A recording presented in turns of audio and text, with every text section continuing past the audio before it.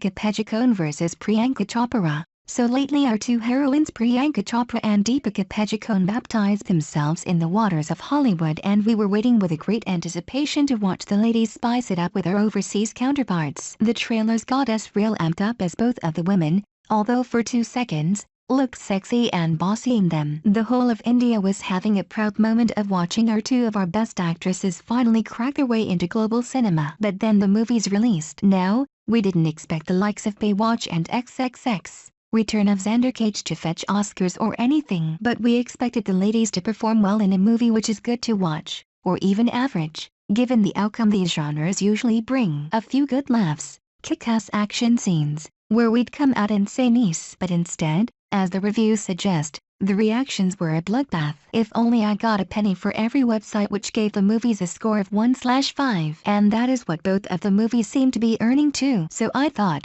what can be so bad? There must be some of them out there saying they weren't all that bad, right? Well, Baywatch is a movie about a hunky rock lifeguard who is really devoted to his job, and then he gets this swimming punk, Zac Efron, under him, and his beach is threatened by some bad guys selling drugs. And then they team up to save the future of their bay. They must have managed to save the bay, but not the movie. I browsed how the Indian media perceived the movie and it kept getting uglier. NDTV gave them a humble 1/5. Hindustan Times gave a 1/5. And guess what India Today gave them? A 3/5. Just kidding. It's 1/5 as well. The movie was bashed so bad in every review it'll be hard for a fan to reach the bottom of any. Also, each of them took special time out to thank the censor board chief Pauline Nehalani to re-edit the entire movie to remove breasts out of a movie about breasts. Anyway, next we look at Deepika's feature. Return of Xander Cage stars Vin Diesel as Xander Cage, who makes a comeback from the dead for more swish-swash,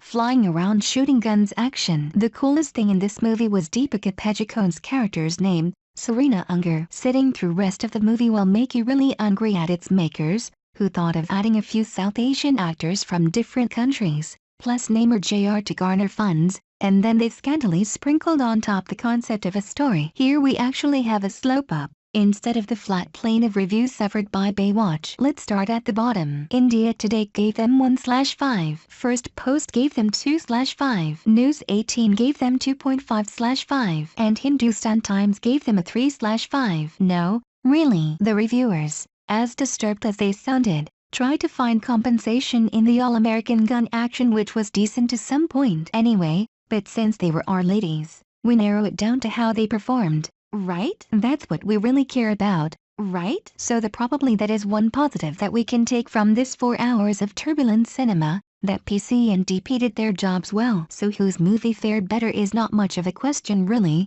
since neither of them could save their movies. But the real question is, will they be just another hit and miss in Hollywood, or will they be able to build on it and actually work a synergy between the might of Bollywood and Hollywood? The question that only time and movie reviews will answer. And of course, we'd love you to weigh in your opinions on it as well in the comments section below. Thanks for watching. Make sure you subscribe for more. Follow on Twitter, Instagram, Facebook and YouTube.